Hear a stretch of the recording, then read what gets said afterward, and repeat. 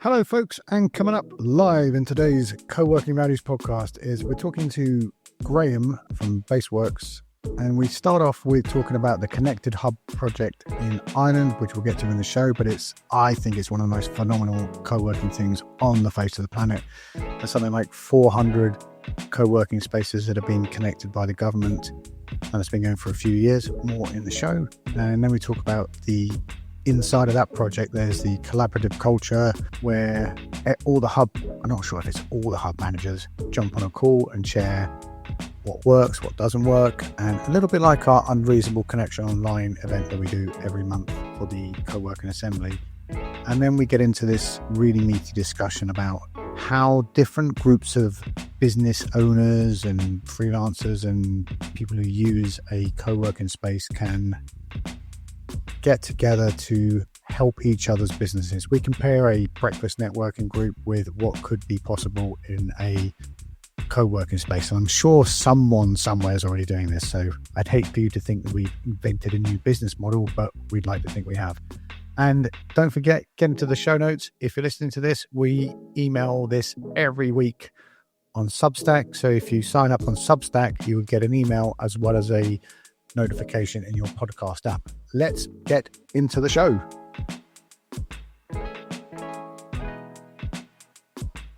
Hello, folks. It's yet another Co-working Values podcast, the second best co-working podcast in the world ever. And in the studio today, it's Graham. So, Graham, where are you from? Sorry, not where you're from. What are you known for? And what would you like to be known for? Oh, what I'd like to be known for is far different to what I'm actually known for. But I'm co-founder and CEO of Baseworx. We're a co-working management software based out of Ireland. And what would you like to be known for? Right. Graham from Baseworx. You've got to give us more than that, brother. I suppose, look, at Baseworx, we're co-workers at heart. I've run a co-working space myself. Love the industry, love all the things that are attached, all the good things that come along with co-working. And I think, look, we just want to provide a bit of kit that helps people run their space far more effectively and get closer to profitability. That's essentially it in a nutshell, Bernie. So I'd love to be known as the guy who came and sold you a bit of software that made your operations slicker and allowed you to, see all the good things that are happening in your business and help you run it better. You could just be like Graham, profit maker. Before we get, because it'd be horrible if people just thought you were someone who sold software. There's so much more to you. Can you explain about the whole connected hubs in Ireland thing? Because people know about that. Do you know connected hubs? Yeah, but that's revolutionary. And that I think that's one of the first, probably the only place in the world I've heard that happen. And correct me if I'm wrong there. Look, we've been blessed to be involved with the Connected Hubs project from the beginning. And I think you're right. We seem to be out front with this when it comes to, I suppose, government support at a national level of co-working as an industry. Look, Connected Hubs started out as the brainchild of the Western Development Commission based on the west coast of Ireland. Historically, the west coast of Ireland would have suffered from brain drain. You're born in the west of Ireland, you get educated, you move, you're drawn to urban areas, and it would have anytime there was a downturn in Ireland, the west coast of Ireland would have generally suffered as well from emigration and that, So, the Western Development Commission, a wonderful organisation, they're tasked with developing the west of Ireland essentially. They're working on an initiative called the Atlantic Economic Corridor, and the idea was to map and see how many co-working spaces or even enterprise centres, as they would have formerly been known, were on the west coast, and they found over 200 that could be suitable for knowledge workers, and what they did was they identified 100 that they were going to, I suppose, pull into the project overall. And with the research they'd done, it kind of said, look, you're going to need three things. You're going to need, I suppose, you're going to need a team to run it, which is the Connected Hubs team. You're going to need capital funding, to upgrade and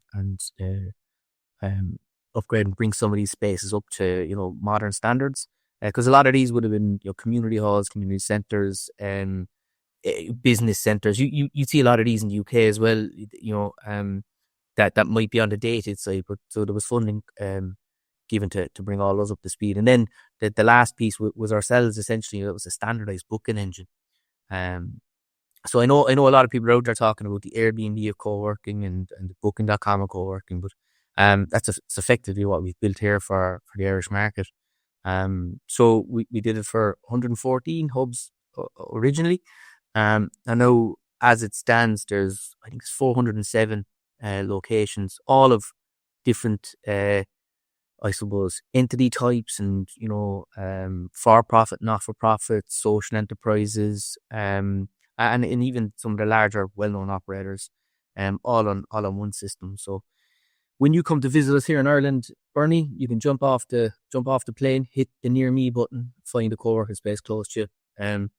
Given what kind of setup they might have, you can find a hot desk, purchase that. Depending on what access control they'll have, you might even get the PIN code or the QR code sent out to the phone, and you can self-serve yourself. And look, we cover everything from meeting rooms to owner offices. And then I think for me, one of the most important parts was the community aspect. So look, booking has been around since the advent of the internet, right? And meeting rooms and buying desks and desk passes. Like it's not beyond, it's not rocket science, right? But the key piece for the project was the event and blogs module side of things. And so with that, there's a full, collaborative news board there, and by default, we've managed to create a national events calendar now as well, which is populated by the locations and the hubs. So you can see all the immense amount of activity that's happening across the co-working spaces here in Ireland. So no, look, it's been brilliant. I think they brought in the smart economist lads to do with the maths, and I think it's after contributing as of last year 1.6 billion to the economy in its current structure. It's look for me, I love the whole human economic side of things. It's been brilliant to be involved not only on the platform, but all the great stories that are kind of coming out of it, and all the impact it's actually. Here we are supplying a bit of technology, but when you see how it's impacting people's lives and allowing them to discover, really, really cool places to work, allowing people to extend their holidays, and it's just great to see the change in human movement, I suppose, and be an observer of all of that. It's phenomenal. It's just such a Ireland just consistently does cool things, like from kneecap to connected hubs. It's very forward thinking, and to be able to connect. I'm always going to say what you said already, to connect all those things and introduce the idea of you could work near home, even though you live in a village here, it's probably advanced the future of work by a decade, just by setting up basically a website, isn't it? Not to underplay your no, your effort. and you're dead right, Bernie. I mean, nothing we're doing on this platform has not been done in another industry of sorts. We've just pulled together a collection of user experiences that everybody's familiar with, and made it really easy for people to. I'm simple is hard in software, so I am simplifying it. But as a user experience, we'd like to think we're after providing something very, user friendly that allows you, as I said, jump off a plane and get your arse on a seat very quickly and get a day's work done. But look, with the forward thinking side of things, there's enough people. When you're living in a country, you're always kind of looking across. The grass can be greener in other countries for sure. But this is certainly something that's been done right. But I think one of the other aspects to it as well, Bernie, is the the collaborative culture that's been created by the Connected Hubs team when it comes to actual, operators. Once a month, and there's an open call, and they have a dedicated community manager who gets all the hub managers together, and they get to share the learnings, best practices. I've seen them, take advantage of purchasing power, where they're all compared. Like EV charges were a big topic last year or the year before, and they were all able to sit around to compare notes, and again, EV charges were a new thing, relatively new thing when it came to buying them for, your business or whatever. And they were getting like very varying quotes, and they were able to sit down, compare notes, and actually, collaborate and say, right, if we buy 10 of them off you, what can you do as a deal on, which is phenomenal, really, especially when a lot of locations are very cost conscious, of course, There's is this? I mean, I've got this constant rose tinted image of Ireland, but there's the Connected Hubs thing, which is a big civil, thing, and then there's the Ireland's Citizen Assembly. And has that always been there, or is it just like, as someone is in that country, is this kind of wave of collaboration, excuse me, always been there, or has it happened like since the economic crash, and like how did it all play out in reality? To be honest, Bernie, like history wouldn't be my strong point, but I suppose just talking personally, I mean, we came out, like, I grew up in the Celtic Tiger, my formative years in the Celtic Tiger, right, where everybody was doing well, and there wasn't a poor mouth in the country. But I think once the crash happened that time, what we had, and this is only my own theory on it now, what we had was we had a lot of well-known IT and software companies, and also like third level education is free in Ireland effectively. A lot of people would argue with that. There is registration fees and all that, but it is quite attainable. It's quite it's not an aspirational thing to go and do third level education or you get a university degree here in Ireland. So what you had off the tail end of the Celtic Tiger was a lot of multinationals that may have laid people off. You also had so what happens, you had a lot of good, skillful people that, historically would have hightailed it to the UK or hightailed it to the States. No, they were staying put, saying, you know what, I could do this better than the company I was working for. So a lot of people I think it kind of spawned that startup ecosystem, and I think that's been building since. So, and then, as I said, you couple that with a well-educated workforce. It did kind of feed into where we're at now. I think, look, Ireland, we kind of, look, we're a small country, and we tend to punch above our weight in a lot Definitely. of senses. So, but yeah, I just think, we've been very good at, as a nation historically, we've been very good at going to other countries and becoming a part of the fabric over there, and, building other countries. And I think this time around, thankfully, people seem to have stuck, and I think we've kind of kept all that good stuff at home. And it's, to be honest, but again, for myself personally, I've just grown up on it, so it's no, I don't see any, it's not new to me. If that, it's because I've just kind of grown up in that around. Like, I have a lot of friends that are working for themselves now, and there's kind of that why not attitude. Like, why can't I? Why shouldn't I? Just give it a rattle kind of attitude, which we didn't have before in Ireland. I think, when I was in school, you could have probably, we did business studies, you get asked the question, like, who name an entrepreneur, and the three entrepreneurs you had were Bill Gates, Richard Branson, and a chap called Pat McDonough, who set up Supermax there, a very well known chain of fast food restaurants, and that was it. But now, they're countless.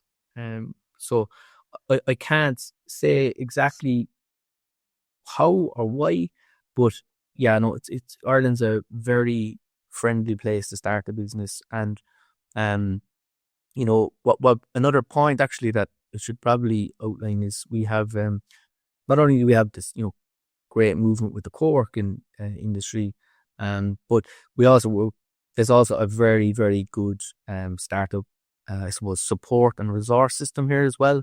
So every county council has its own local enterprise office.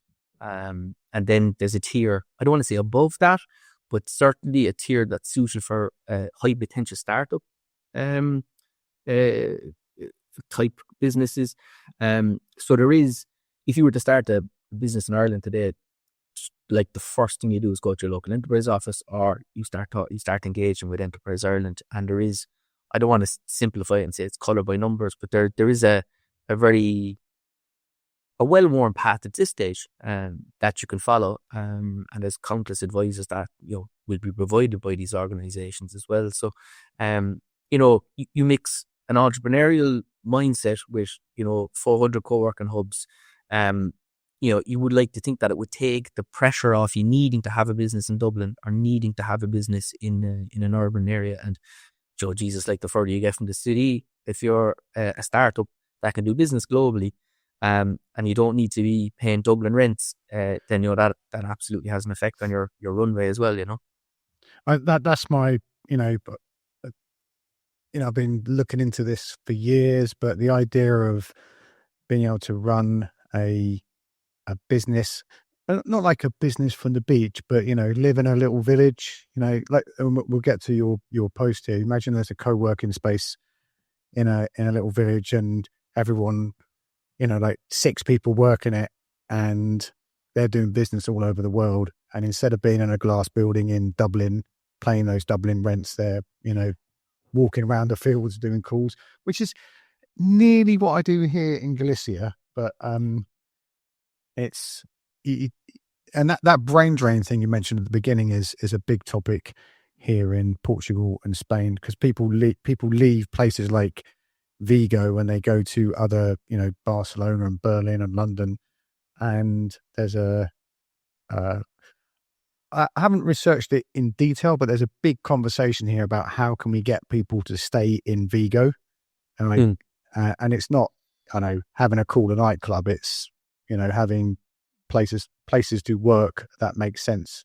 I want to get to this post you made, because there's that idea of having, what would you call it, like a super groups? I don't know if that's a bit the language I'd like to use actually, but, you know, a group of people who all share a co-working space together in the same setup as a networking group. Like, can you explain your thesis here? Yeah, so the thesis came about.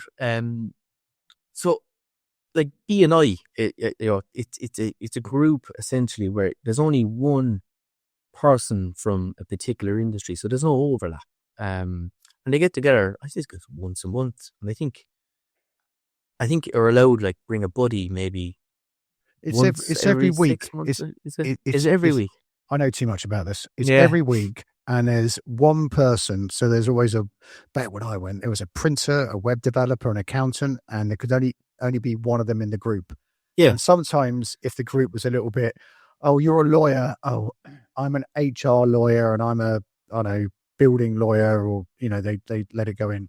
And it works really well. It's like some of them are horrible, because it's like, when you run a group like that, you make your money off how many people in the group. So I've been in groups, I was never actually a member, but I used to be get invited to fill the place. Yeah. I've been in groups that are small and really tight, and the same people stay in them for ages. Mm-hmm. And, you know, it just works. And then there was a group that used to meet in Farringdon, and there's like 45 people in it, and the food was horrible. Everyone would go around and say what they did. So imagine like 45 people saying, "Hi, I'm Graham from Baseworx. We make this." And then by the time you get to like 43rd person, everyone's like checked out. You know? Yeah. But as the theory came, like, I was just thinking, like, actually, I go back further. As a kid, I worked in a golf club, and it's a fairly well-heeled golf club. So there's, like, you have to pay, like, hello money and all this kind of jazz, right? And I remember sitting down with a chap one time. I was in waiting tables, and I he's a lovely man. I had a chat with him, and he was a builder by trade, and he'd kind of gone out on his own, like maybe decades beforehand. And I remember him telling me, he was like, you know what, Graham, he said, I saved up the hello money to get into this place. And he said, I haven't had to look for work since I got in here, you know? So it's kind of, I just wonder, is there, because look, we're starting to see spaces niche down around core or around tech, childcare. We're starting to see, women's only co-working spaces. We're starting to see, you get what I'm saying. We're starting to niche down into segments, and I just wonder, is there an opportunity to, or if somebody would think it's a good business idea to have a co-working space where you have one person from one space or one industry. It's I don't want to say exclusive, but it is like you're voted in, you're voted out, or not voted out, but you're voted in, and there's an added value for every member that comes into the space brings a value to all the other members. So like this chap in the golf club, they never without work, because Bernie's going to recommend you, Graham's going to recommend you, and likewise.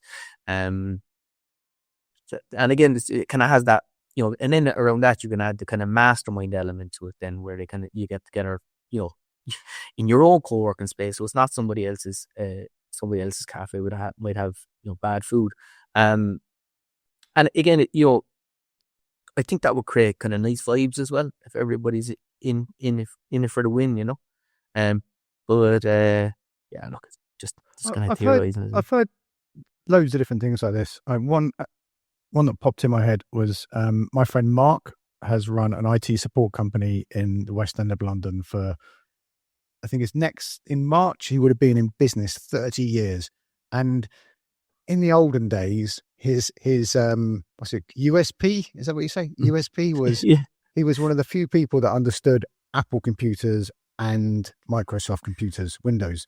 So there'd be so he was really good at agencies because all the designer creative people used Macs, and all the finance department used the other ones, Windows. And he got invited to join this group, which I can't remember the name of it, but it's sponsored by Google and Microsoft. And basically you're in a group with people who are nearly in exactly the same business as you. So they're the same size. Say there may be 10, no, I don't think it was as big as that, but 6 Microsoft Gold partners who all serve micro businesses in the agency industry in the West End of London. And they'd sit down and they compare notes all the time. And going back to was it before we were talking here, or before that they would collaborate on how they're going to buy stuff. They'd make sure their pricing was all right. They'd be able to highlight, cannonballs coming down the road. And he was like, I thought this was really dodgy, to sit in a room with my competition. And from the minute he joined that, he just started being way more profitable, because he just saved so much time, and existential overhead and everything like that. So I know that's different to what you're suggesting, but that kind of collaboration is really powerful. Yeah.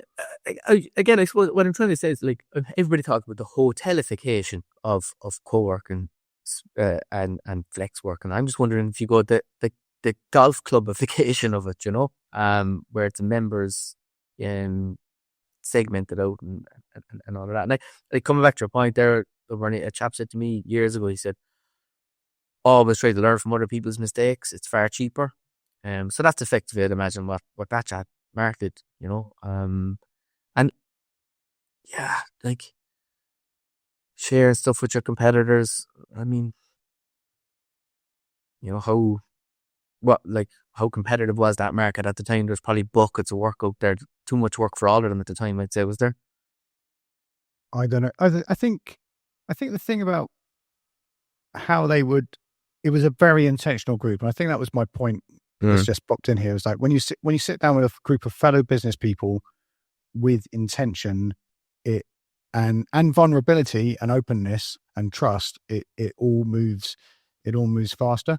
And getting people, the same. There was a place called Agora in Berlin, and they set up consortium, or like there was people would go to the co-working space and say, we need someone to make a website or do this project. And then they go into the co-working space. I can't remember the name of the guy that ran it, but, and he would, and they get together the team that would work on that project. And that, I've heard that happen, but not in a, not in a formal space setting. And I think there is something there.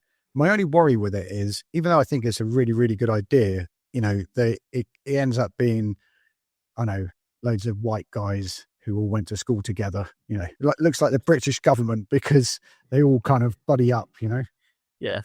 Yeah. Maybe too close to the bone of the golf club analogy. Yeah. I know what you mean. Like you go, I've worked in places like that before. It's like, I'll pay my membership.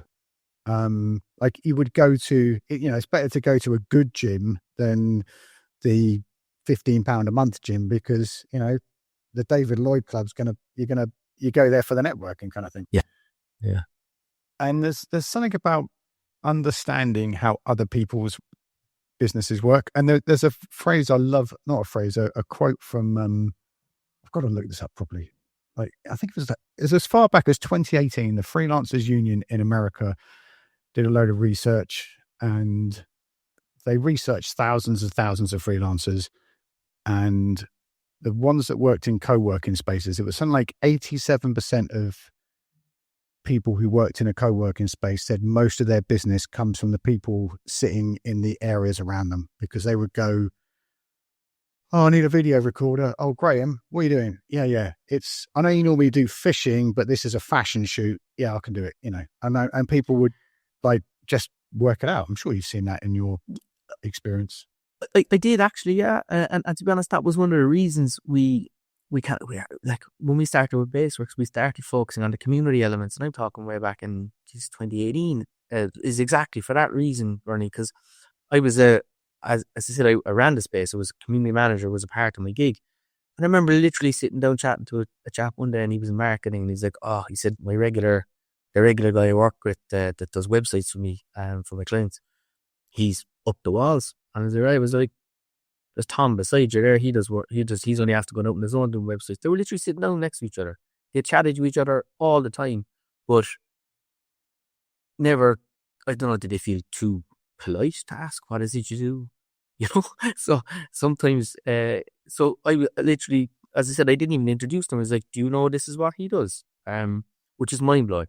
So, that's why I think it's important to have a directory anyway, in your co-working space, so that it does kind of remove that. Because I'm after shocking with names. I mean, like I'll say hello to people there, and the name will drop off, drop out of my mind, and then it's nice to have a place to go back and refer and say, oh, that's Bernie, like, and that's what Bernie does. And to be able to, like, because so if you can go in there like websites and it comes up like Jack and Sally and Sangeeta, you'd be like, I can go over and ask them now. Exactly. And also it's amazing how all the people you need are sitting in the same room as you, but you'll still go and Google something. Yeah. And like, I haven't been in a big co-working space for a long time, but there was always the person I need in the building. And it took the person who ran the building to actually ask, what are you working on? Oh, I'm working on this. Oh yeah. Have you spoken to Bob on the third floor? Because exactly the scenario, he's looking to go out on his own and he's looking for his first customer. And loads of times I've either been someone's first customer on a project, or they've been mine, and because they've been in the same building. But it's all because of that connectivity, Yeah, but I mean, the stat you threw out there, Bernie, was, would you say 2018? Yeah. So like that I would contest that may not be the same today, because the audience and the user type of co-working spaces has shifted, where you have more employees of larger businesses now, or even employees of smaller businesses. Back in, as I say, if I think back to the space I ran, it was all people that worked for themselves. So I think that there's probably been a dilution of freelancers. No, geez, there's more co-working spaces and there's larger co-working spaces, and you will find who you need to find, I'm sure.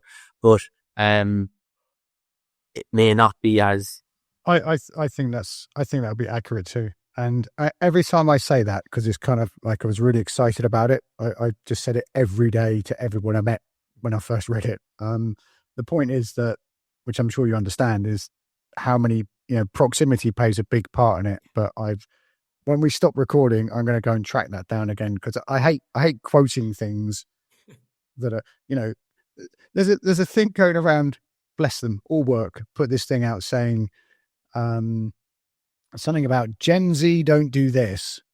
Yeah. And in that article, sorry if you're listening All Work, but in that article, it talks about research done in America. So you think, oh, big country, Gen Z are doing this. And then it was like 2,000 people filled in this survey. And that's what it's on. So like you gotta bring your data accurately, Yeah, and again, how they phrase the question is always very important. I love here in Ireland. We've the leaving cert here in Ireland. I think we the equivalent of your O levels, A levels, GCSEs kind of structure. That level, yeah.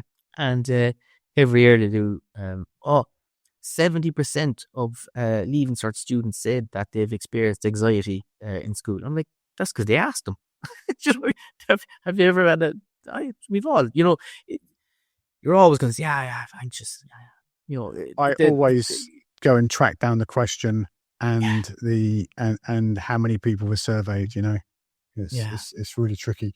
Especially if you ask kids, they're always going to say, I'm very anxious. Questions an art form in itself. So, what would you like us to leave with, like, of our business connectivity, networking, golf club? I think I don't know if there's a business model in it. I suppose it was more of a thinking out loud type of article I wrote at the time. But I think what it does do, Bernie, and I think you picked up on it there, is it absolutely puts the importance on the staff and the people that you have in-house, and that makes those connections, that knows to know your members, know what they're doing, know what they're not doing, know if they're busy, know if they're quiet. Good community managers will know, personal stuff about people even, I've heard enough community managers that they're almost agony aunts that they're shoulder to cry on in a lot of instances. But I think, in the absence of a business model, I think one of the most important people you can have in your co-working business is a good community manager. It is, and they're only going to be around. I don't know, like, do you know? And then we'll go, because we're nearly done, folks. Do you know Indy Hall in the States, in Philadelphia? I do actually, yeah. I do. I've come across them. They're around a while. So they've been around. This year was their 20th year in business, and Adam, who works there, has been there maybe 15 years now, and he is. That I know. I mean, obviously, I don't know every community manager in the world, but he is I'm going to say the longest serving community manager I know, and he just knows everything. He's like Patrick Stewart in the X-Men, and you can say to him, "Oh, I've got a one-legged Dalmatian that really likes David Bowie and is dying for a sardine sandwich," and he'd be like, "You got to speak to Jack in the corner," and it's insane. And I think when I hear community manager, it's like it's getting better because of people like Sam and Flock and future leaders at co-working, and that idea of a career as a community manager is way more prominent nowadays. But it feels like a community manager is like a 2 to 3 year job.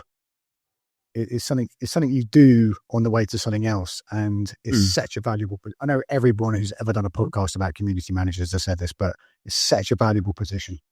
Yeah, it is, and so and just to come back to the reason we do what we do is we just try, we see these community managers, it's I did it for a while. It's a great gig like that. Just like if you genuinely like and have an interest in people, it's a brilliant gig to have. I had so much fun for a couple of years I was doing it. And it's tough that sometimes, like you said, they generally get pulled up into ops, or, they're doing such a great job of community, we pull them up into ops, and then they end up in a part where, they're away from the people and they're managing the metrics and the KPIs and all that kind of stuff. And if you can get all that stuff automated and worked out, you can leave them in the community management place, and they don't have to put as much time into that kind of stuff. It's like being a really good chef or bartender, and then you go into management and you're sat in an office with a fluorescent light with no windows, and all the fun and buzz has gone out of it. Anyway, let's I can feel another community manager job coming on here. Where can we track you down online? Where's the best place to find you folks? Well, we're all over LinkedIn. Myself and Anne-Marie have our own podcast, Flex.works. That's on Spotify, and where you find all your good. What do you talk about on that? Because when it's because people say I've got a podcast, but it's like, what is that? Like, if you're specific about it, what do you talk about in your podcast? We actually just like to talk about. So we have our customer success team. We're obviously out talking to new co-working spaces, new prospects, and everything else.